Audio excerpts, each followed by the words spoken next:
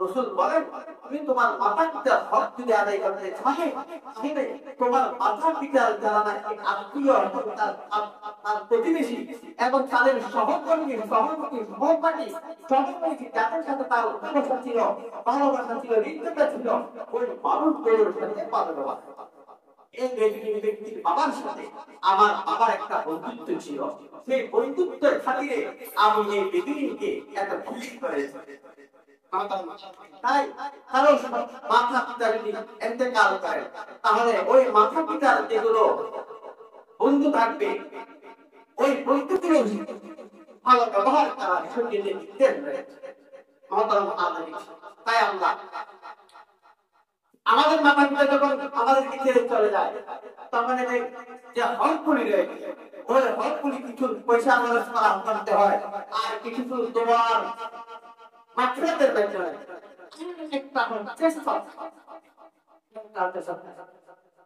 যাদের মাতা পিতা কবরে শহীদ হয়ে গেছে, তাদের জন্য সন্তান সৎকা করলে ওই সৎকাগুলো আল্লাহ বের করে বাড়িয়ে সন্তান মা বাবার কবরে পৌঁছিয়ে দেয়।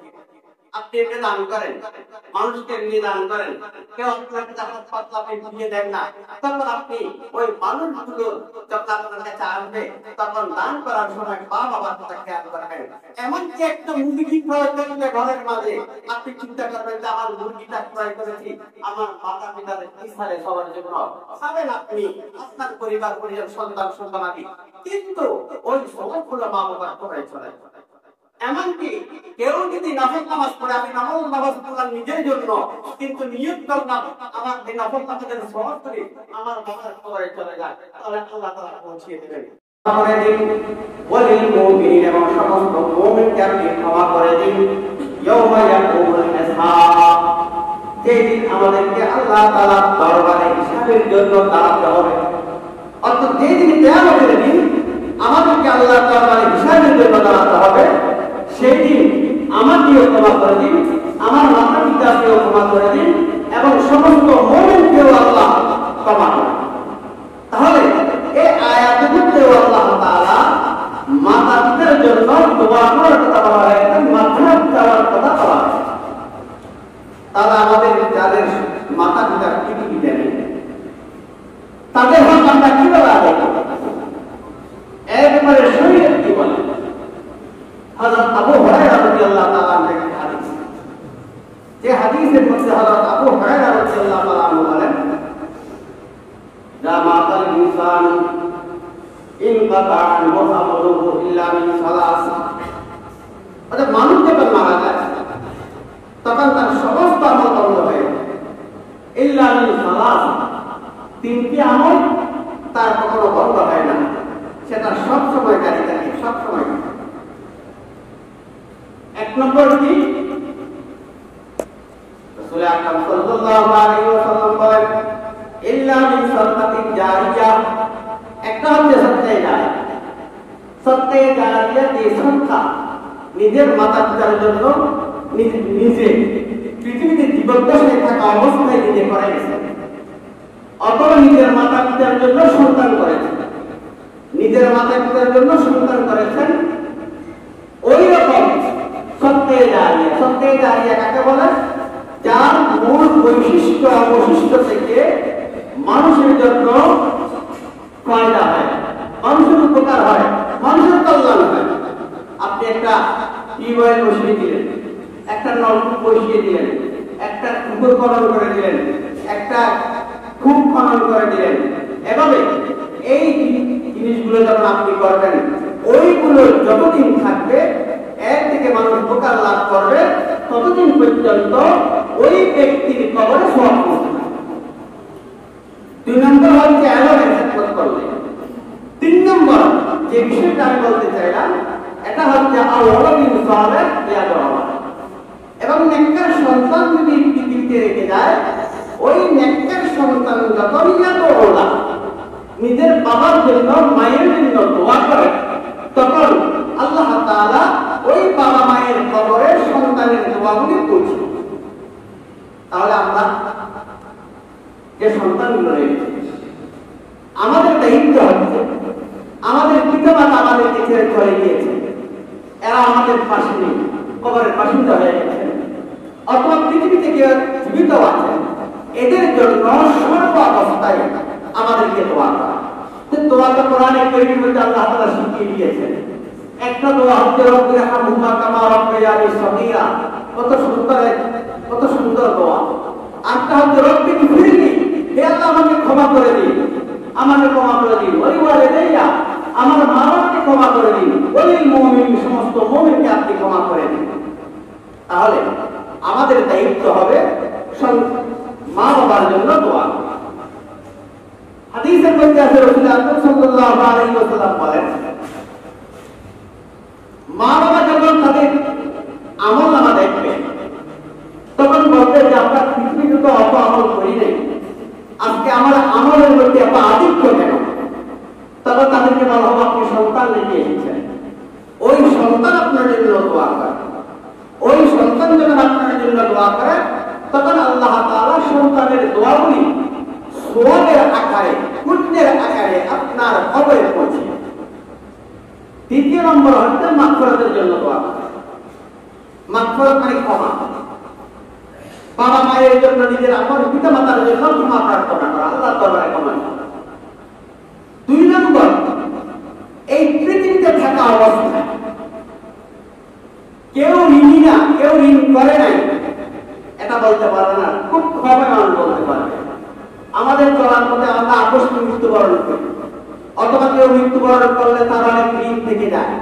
এই সমাজে নিজের পারিপার্শ্বিক অবস্থায় নিজেকে সংগ্রাম করে থাকার মাঝে অনেকে ঋণী হয়, ঋণ করতে হয়। সন্তানের দায়িত্ব হচ্ছে মাতা পিতা ওসিয়ত করুক বা না করুক, যদি তার জানা থাকে আমার আব্বা ঋণী ছিলেন, তাহলে আমার মা ঋণী ছিলেন, তাহলে ওই ঋণগুলো আদায় করে দেওয়া। এটা হচ্ছে সন্তানের দায়িত্ব, ঋণগুলো আদায় করে দেওয়া। কারণ আমার মাতা পিতা আমাদেরকে লালন পালন করার জন্য, আমাদেরকে পৃথিবীর বুকে সুন্দরভাবে লালন পালন করার জন্য এরা ঋণী হয়েছেন, ঋণ করেছেন। তাহলে একজন সন্তানের দায়িত্ব হচ্ছে মাতা পিতার জন্য ওই ঋণগুলো যদি থাকে ওইগুলো আদায় করে। ঋণ আবার দুই প্রকার, একটা হচ্ছে নগদ ঋণ, যেন কারো থেকে টাকা নিলেন অথবা কারো থেকে ব্যবসা করলো, এভাবে কতগুলো সামাজিক ভাবে কতগুলো নগদ ঋণ থাকে, পারিপার্শ্বিক অবস্থায় ঋণ হয়। আবার কতগুলো ঋণ থাকে এগুলো অন্য কেউ জানে না, নিজের পরিবার জানে বা নিজের সন্তান জানে।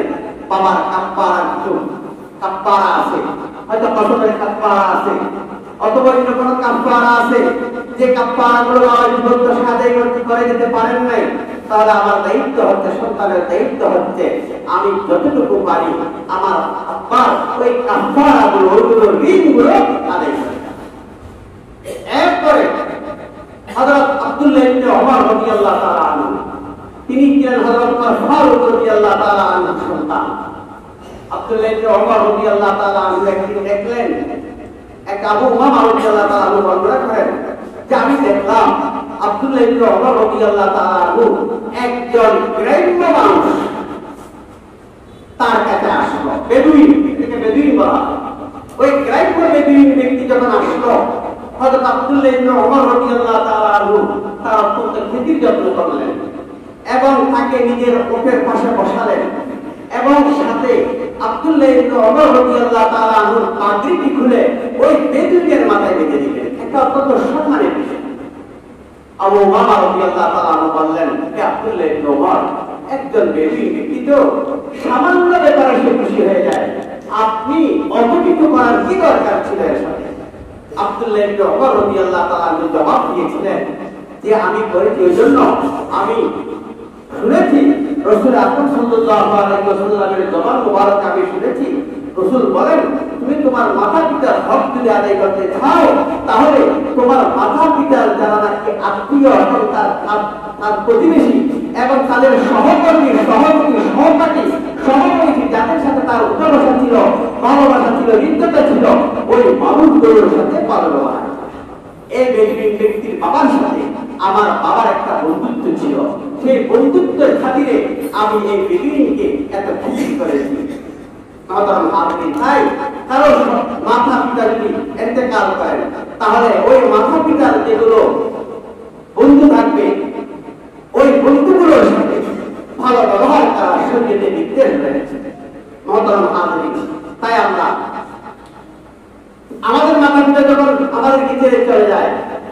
সন্তানদের যে হকগুলি রয়েছে ওই হকগুলি কিছু পয়সা খরচ করা করতে হয়, আর কিছু তোমার মাত্রাদের মাধ্যমে, আর একটা হচ্ছে সৎকা, আর একটা হচ্ছে সৎকা। যাদের মাতা পিতা কবরে শহীদ হয়ে গেছেন তাদের জন্য সন্তান সৎকা করলে ওই সৎকাগুলো আল্লাহ বহুগুণে বাড়িয়ে সন্তান মা বাবার কবরে পৌঁছিয়ে দেন। আপনি এটা দান করেন, মানুষকে এমনি দান করেন, কেউ আপনার কাছে হাত পাতলা আপনি দিয়ে দেন না, তখন আপনি ওই মানুষগুলো যখন আপনার কাছে আসবে তখন দান করার সময় মা বাবার কথা খেয়াল করবেন। এমনকি একটা মুরগি ক্রয় করলে ঘরের মাঝে আপনি চিন্তা করবেন যে আমার মুরগিটা ক্রয় করেছি আমার মাতা পিতাদের ইসারে সবার জন্য, খাবেন আপনি, আপনার পরিবার পরিজন সন্তান সন্তানাদি, কিন্তু ওই সবগুলো মা বাবার করে চলে যাবে। এমনকি কেউ যদি নফল নামাজ পড়ে, আমি নফল নামাজ পড়লাম নিজের জন্য, কিন্তু নিয়োগ করলাম আমার এই নফল নামাজের সওয়াব করি আমার বাবার কবরে চলে যায়, তাহলে আল্লাহ তাআলা পৌঁছিয়ে দেবেন। তাহলে এইভাবে যদি কোনো বাবা মায়ের রোজা হজা থাকে, তাহলে রাসূল আকরাম সাল্লাল্লাহু আলাইহি ওয়াসাল্লাম দরবারে একজন সাহাবী আসলেন, ইয়া রাসূলুল্লাহ, আমার আব্বা এক মাসের কিছু রোজা বাকিয়া রয়ে গেছে, আমি কি আদায় করতে পারবো? তখন রাসূল বললেন, তোমার বাবার কর্জ থাকলে সেই কর্জ তুমি আদায় করে আদায় হবে না? বলে হ্যাঁ আদায় হবে, তাহলে রোজাও আদায় হয়ে যাবে। একজন সাহাবী আসলেন, ইয়া রাসূলুল্লাহ, আমার আব্বা ইন্তেকাল করেছেন, হঠাৎ করে ইন্তেকাল করেছেন, আমার আম্মা হঠাৎ করে ইন্তেকাল করেছেন, আমার আম্মা কিছু বলে দিতে পারেন নাই, কিন্তু তিনি যদি বলতেন তাহলে সৎকার কথা বলতেন, আমি কি সৎকার করবো? রাসূল বলেন, তুমি সৎকার করো তোমার মায়ের জন্য। আরেকজন সাহাবী আসলেন, ইয়া রাসূলুল্লাহ, আমার আব্বার উপর হজ ফরজ ছিল, কিন্তু আমার আব্বা হজ ফরজ আদায় করে যেতে পারেন নাই, আমি কি তার পক্ষ থেকে আদায় করতে পারবো? রাসূল বলেন, অবশ্যই, তোমার আব্বার উপর কোনো মর্যাদা থাকলে তুমি সেটা আদায় করতে পারবে, আদায় করলে আদায় হয়ে যাবে, তাহলে হজও তোমার বাবার পক্ষ থেকে তুমি আদায় করলে আদায় হয়ে যাবে। মহতারাম হাজিরিন, ভাই, ইসলাম আমাদেরকে এমন কতগুলো কর্ম পদ্ধতি শিখিয়েছেন যে কর্ম পদ্ধতিগুলো আমরা অনুসরণ করলে আমরাও সুখী হব, আমাদের আগত সন্তানগুলি সুখী হবে, আমাদেরকে যারা ছেড়ে চলে গিয়েছেন আমাদের সেই পিতৃপুরুষগুলো আল্লাহ তাআলা তাদেরকে শান্তিতে রাখবেন। আল্লাহ তাআলা আমাদেরকে তৌফিক দান করুন ভালো কাজ করে আল্লাহকে রাজি করার জন্য। মহান আল্লাহ আমাদেরকে তৌফিক দান করুন। ওয়া আখিরু দাওয়ানা আলহামদুলিল্লাহি।